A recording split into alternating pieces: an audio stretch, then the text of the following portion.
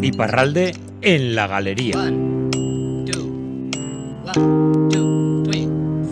En la galería, como cada noche de sábado, está Fran Dolosor y está para contarnos hoy un montón de cosas. Por un lado, estamos con esas elecciones municipales que están sucediéndose estos días en Iparralde y creo que tiene algo más, ¿no, Fran, Gabón? Gabón, Begoña, sí, porque, bueno, en torno a esas elecciones hay muchas cosas. Por un lado, cientos de candidatos que trabajan a destajo para dar a conocer su programa, como no, en la calle, en los medios de comunicación, redes sociales, en actos también que organizan, pues para mostrar lo que pueden hacer, porque cuando hablamos de Biarritz, por ejemplo, nos acordamos de esta cumbre del G7, pero hay más cosas. Los 25.000 vecinos que viven allí durante todo el año, pues también quieren nuevas aceras, nuevas escuelas públicas, mejoras también en el tráfico, la vivienda, como no, porque ya es casi imposible vivir allí. Todos los jóvenes se van a otras localidades y eso provoca otros problemas. Por lo tanto, de todo esto se está hablando en este debate, en esta campaña electoral, porque quedan muy pocos días para estas dos vueltas. La primera el 15 de marzo y la segunda, si nadie consigue mayoría absoluta en cada uno de esos 158 municipios de Iparralde, si nadie tiene mayoría absoluta en la primera vuelta, hay que hacer una segunda el 22 de marzo. Y por lo tanto, pues tenemos todos esos actos, Begoña, todos esos programas de los que hablamos en nuestras crónicas, y también vamos a recordar un poco cuáles son los partidos políticos. Por un lado, la République en Marche, el partido de Macron, que ha ganado las elecciones en los últimos años aquí, legislativas, presidenciales, europeas también. Estos, por un lado, los macronistas, el Frente Nacional también, que cada vez tiene más votos también en Iparralde, pero aquí, sobre todo, los que mayor poder tienen es el centro-derecha, ¿no? Esto viene desde hace muchos años, unas la cuantas derecha, décadas, ¿no? Eso, los centristas, el Partido Socialista también, que sigue existiendo, Generación, porque muchos socialistas se han ido a otras opciones, al partido de Macron o a Generación con Benoît Hamon, y en la izquierda también vamos a hablar del Partido Comunista y de la France Insoumise, la extrema izquierda de Jean-Luc Mélenchon, por ejemplo, que tiene muchos votos en Francia. Y además aquí la particularidad de Iparralde es que también tenemos varios partidos abertzales, ahora sobre todo la coalición de la izquierda abertzale EH Bai.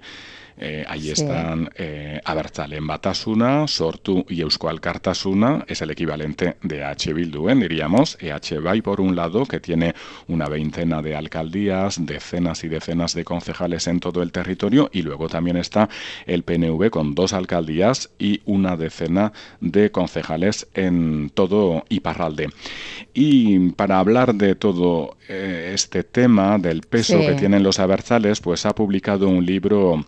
Eguzki Urteaga es profesor de Sociología en la Universidad del País Vasco. Es su 32º libro. ¡Wow! O sea que ya trabaja y mucho y muy bien, además, Eguzki, y la verdad es que es muy interesante porque muchas veces nosotros los periodistas lo que hacemos es contar el día a día, y él lo que hace es poner todo esto en perspectiva, y por lo tanto con las ediciones El Harmattan ha publicado este libro L'essor du nationalisme basque, que podríamos traducir como el auge del nacionalismo vasco, y si te parece, Begoña, vamos a escuchar a Eguzki Urteaga. Pues sí. En el libro analizo la evolución del voto nacionalista vasco en los últimos 15 años y distingo 3 periodos fundamentales. El primero, que iría de 2005 a 2011, en el cual precisamente el voto nacionalista se consolida como tercera fuerza política. Una segunda fase que va de 2011 a 2017, en el cual se presenta como alternativa, sobre todo al centro-derecha de ámbito estatal, y en ese sentido las elecciones departamentales fueron clave en la medida en que sobre 12 circunscripciones el voto nacionalista vasco y Euskal Herria Bai en particular se clasificaron como primero o segundo para la segunda vuelta, y después la tercera fase, que iría a partir de 2017, y en ese sentido nuevas perspectivas se abren al voto nacionalista, por una parte porque el territorio se ha institucionalizado y por otra parte porque en el ámbito de la pacificación se han dado pasos con el desarme de ETA y su disolución. Y es importante hablar de la segunda vuelta del 2015 porque vimos en esos 5 cantones que la inmensa mayoría de los votos de la izquierda francesa, sí que pasó a votar a candidatos de EHB, ¿verdad? Las elecciones departamentales de 2015 fueron clave en la medida en que el voto nacionalista vasco se clasificó para la segunda vuelta en 5 de los 12 cantones y precisamente lo hicieron en detrimento del Partido Socialista y en ese sentido el voto nacionalista vasco se ha convertido en la primera fuerza de izquierdas y lo que fue interesante también es que entre las 2 vueltas hubo un incremento de votos muy importantes a favor de los candidatos de la izquierda nacionalista vasca y precisamente el trasvase de votos se hizo de los partidos ecologistas, socialistas, a favor de los candidatos nacionalistas vascos. Con un 45% de los sufragios para EHB, por ejemplo, en el cantón de San Juan de Luz, Don Iván Eluitzune, algo nuevo porque no es el territorio en el que mejor implantación tiene. Por cierto, el nacionalismo vasco es un voto de ámbito rural, sobre todo eguzki. Los datos indican que los partidos nacionalistas vascos obtienen sus mejores resultados tanto en Baja Navarra, en Zuberoa, pero igualmente en el interior de Lapurdi y se ha visto que, por el contrario, tienen más dificultades para implantarse en el BAB y sobre todo en Angelu, en la medida en que, a pesar del transcurso del tiempo y del incremento del voto nacionalista globalmente en Iparralde, tiene dificultades para implantarse en el BAB. ¿Es una ideología relacionada con algunas personas, algunas personalidades que pueden dejar sus cargos o es un fenómeno que tiene cada vez mejor implantación aquí en Iparralde eguzki? El voto nacionalista vasco tiene como particularidad en Iparralde de progresar lentamente pero seguramente. Es decir, que hay pocos sobresaltos y eso indica un enraizamiento y una implantación muy importante de ese voto y eso parece indicar que de cara al futuro continuará creciendo y eso abre nuevas perspectivas y en ese sentido la capacidad que ha tenido el voto nacionalista vasco para integrar otras temáticas vinculadas al medio ambiente, a la igualdad de género o también a la igualdad social son aspectos muy importantes. De todas estas cuestiones habla Eguzki Urteaga en su último libro. ¿Se dirige solo a los nacionalistas o también a los cargos electos franceses que están mirando cómo está evolucionando el territorio eguzki? El objetivo de la publicación de este libro es precisamente teniendo en cuenta que habrá elecciones en marzo, tanto municipales como de elegir precisamente a los cargos electos de la mancomunidad única, era pues dar las claves fundamentales de ese voto, dar cuenta también de la evolución histórica en los últimos 15 años y en ese sentido se dirige a un público muy amplio, tanto de cargos electos, de ciudadanos de a pie, como miembros de la sociedad civil organizada que intentar influir en el debate público y electoral. Interesantísimo, el análisis de Eguzki Urteaga, La verdad es que es un placer hablar con él siempre porque, bueno, de estas cosas sabemos algo o mucho, pero siempre se aprende porque hay que poner un poco en perspectiva, ¿no? Lo que decía, que nosotros hablamos del día a día, los resultados, pasamos de una noticia a la otra y él lo que hace es, sobre todo, pues es hacer un estudio o mirar un poco pues esa evolución, ¿no? En las últimas décadas, desde los años 60. Bueno, en este libro, sobre todo, en los últimos 15 años, pero también en otros libros ha mirado de cerca un poco toda la evolución del nacionalismo vasco aquí en Iparralde y la conclusión es clara, que es la tercera fuerza política que también se presenta como una clara alternativa a la izquierda francesa y es verdad que todavía no ha llegado al poder en muchos sitios, pero hay que subrayar el peso que tiene mucho peso en la sociedad. Pues vamos a recordar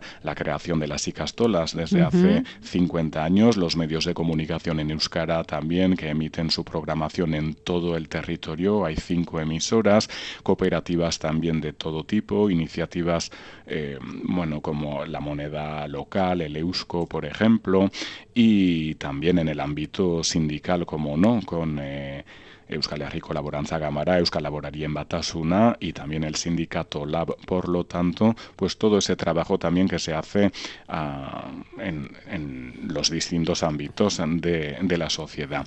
Y vamos a recordar, Begoña, que en estas elecciones municipales que los cabezas de lista suelen pertenecer a partidos políticos, pero que en estos comicios las siglas no cuentan mucho porque todos han conformado listas abiertas que unen sensibilidades muy distintas. El objetivo es acercarse a los ciudadanos. Por lo tanto, en esta ocasión, pues tenemos menos listas de H-Bai. En esta ocasión, pues han preferido, por ejemplo, hacer alianzas con los ecologistas, con partidos de izquierda y crear plataformas más amplias. Y para presentarse como alternativa y llegar al poder, pues para llevarse alcaldías y poner en marcha un poco sus propios proyectos, ¿no? Eso es. Qué interesante. Muy interesante. Me gusta a mí ese asunto de las listas abiertas. Siempre me ha gustado. Hombre, también aquí tiene su complicación, pero yo me imagino que para algunos ciudadanos es complicado. Sí, claro. Es complicado porque cuando quieres votar a un partido, pero que no te gusta el cabeza de lista o le conoces o es una persona pues que no vale o que tienes tus dudas o así, pues la verdad es que yo siempre he pensado que yo voto en Iparralde, por lo tanto tengo lo que es complicado votar aquí, pero siempre me he preguntado cómo se puede votar únicamente a un partido, únicamente a una persona, pues en cómo se suele hacer en Egoalde. Bueno, en fin, al final ya sabemos, cada uno tiene su... Claro, son sus maneras y son sus leyes electorales al final, que son cosas que son mutables en el tiempo, O sea, eso es algo pero que para los ciudadanos puede resultar complicado porque Sí. quizá te gusta una sensibilidad, pero no te gusta el candidato. Por ejemplo. Claro, eso claro. puede pasar. Bueno, aquí también nos pasa, pasa de ¿no? todo y ya veremos que está el juego totalmente abierto porque vamos a recordar que en la capital, aquí en Bayona, por ejemplo, pues hay 10.000 nuevos electores desde el 2014. Por lo tanto, no sabemos quiénes son, no sabemos, eso vamos a mirar muy de cerca con Eguzki, con los cargos electos, con los candidatos, pues porque no sabemos si son de izquierda, si son del centro, si van a participar, si se van a abstener. Entonces, eso está es interesante. Está muy la verdad es que sí, porque cuando hablamos de política lo que hacemos sobre todo es hablar de sociología, ¿no? Lo que siente la gente, cómo ve la sociedad, cuáles son sus opciones, su sensibilidad. Al final la política es interesante, pero me parece que la sociología lo es mucho más todavía y claro, cuando de repente en 6 años hay 10.000 nuevos electores, 10.000 nuevos vecinos, pues puede cambiar y mucho. Además en Bayona tenemos 5 listas abiertas, diríamos, pero el centro derecha con Echegaray, pero en su lista también está la ecologista Martín Bizota, está la antigua candidata de las legislativas de H-Bai Lohan Sarduen, está también el antiguo cabeza de lista del Partido Socialista, por lo tanto es una lista muy abierta, hay 3 partidos de izquierda y luego la última sorpresa de esta semana ha sido que también la extrema derecha, diríamos, pues ha presentado candidatura. Dicen que son de derecha, que es una lista abierta, pero ahí está Debout la France, el Frente Nacional, Les Patriotes, entonces, ellos también están con su proyecto y vamos a ver qué pasa, que es verdad que durante las elecciones presidenciales Marine Le Pen, por ejemplo, tiene unos cuantos votos aquí en Bayona, a ver ahora qué pasa a nivel municipal. De todo esto hablaremos después del 15 de marzo, 15 de Begoña. marzo, probablemente. ¿Y tenías algún tema más por ahí? Pues que además de las municipales, pues que también se va a renovar la Mancomunidad Vasca de Iparralde que se creó hace 3 años, por lo tanto, somos un poco, ¿cómo se dice? Monotemáticos. Claro, casi. Solo.